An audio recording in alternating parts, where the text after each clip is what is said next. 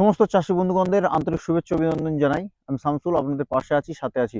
বোরো ধান চাষ শুরুর পথে আপনারা যারা বর্ষাকালে ধান চাষ করেছিলেন এবং সেই সমস্ত জায়গায় রোয়া শুরু করবেন এই বোরো ধানের জন্য, তো আমি তাদের উদ্দেশ্যে আজকের একটা কথাই বলবো, যে যারা বর্ষাকালে ধান চাষ করেছিলেন এবং জল শুকায়নি এখনো পর্যন্ত এবং সেই জায়গায় বোরো ধানের চাষ করবেন, তো সেই সমস্ত চাষিদের উদ্দেশ্যে আজকের একটা কথাই বলবো, আপনারা কোন সার দিলে ভালো রেজাল্ট পাবেন, মানে কোন সার সবচেয়ে ভালো হবে।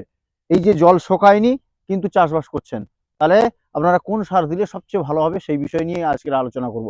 আপনারা সাথে থাকুন। চারিদিকে চাষবাস শুরু, আপনারা দেখতে পাচ্ছেন যে এই বীজতলা গিয়ে পড়বে মেন জমিতে।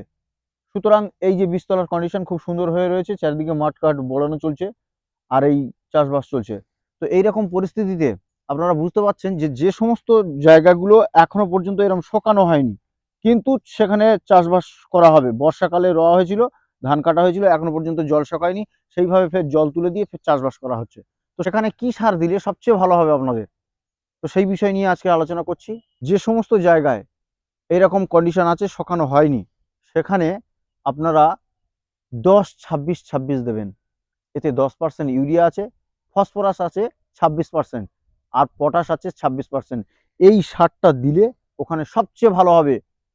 এই 10-26 যদি না দেন, 14-35 দেবেন। তাহলে দুটো সারের মধ্যে একটা সার দেবেন। কত কেজি করে দেবেন? 15 কেজি করে দেবেন। যদি একটু যাদের সামর্থ্য আছে 20 কেজি কাটাতে 1 কেজি করে সার দিলে বাস, আর কোনো কিছু দেওয়ার দরকার নেই। তাহলে 1 কাটা জায়গায় 1 কেজি সার, অথবা 750 গ্রাম।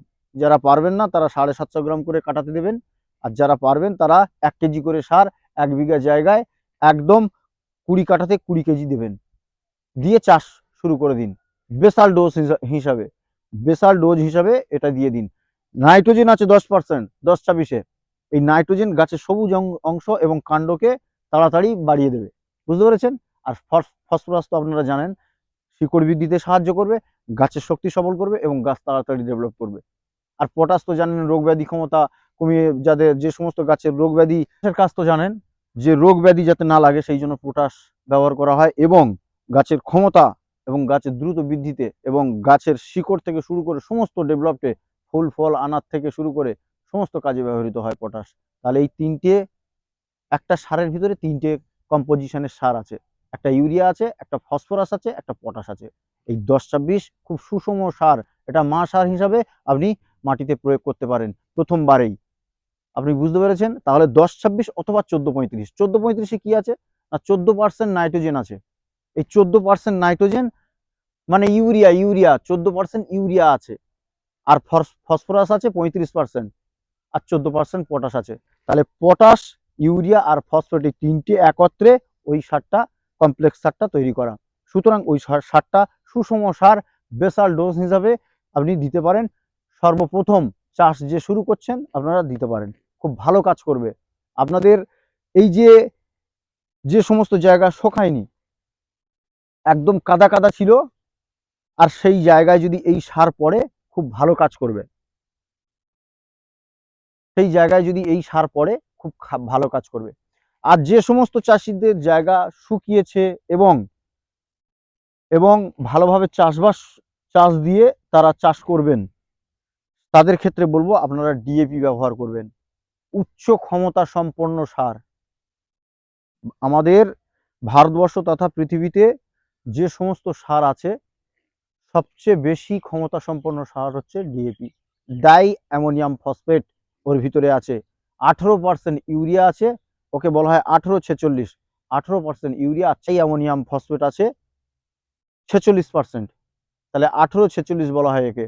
এই ডিএপি সার উচ্চ ক্ষমতা সম্পন্ন।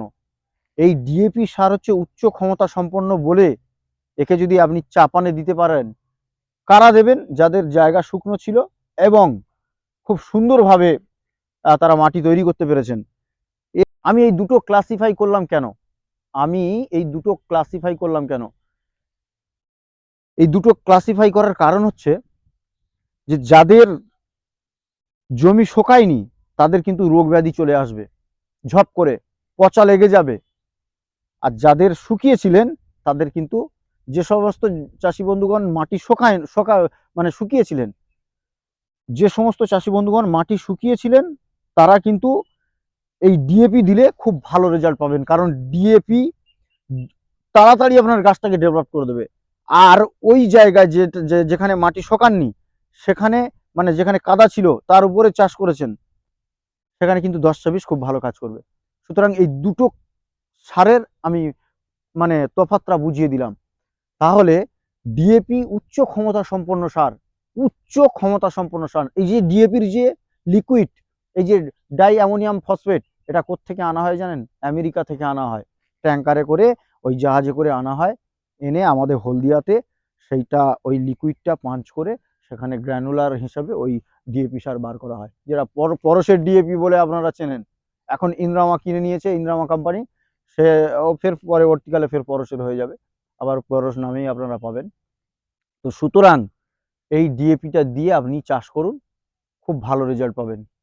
আজকের ভিডিও বেশি বড় করছি না, বা বড় করার কোনো ইচ্ছা নেই।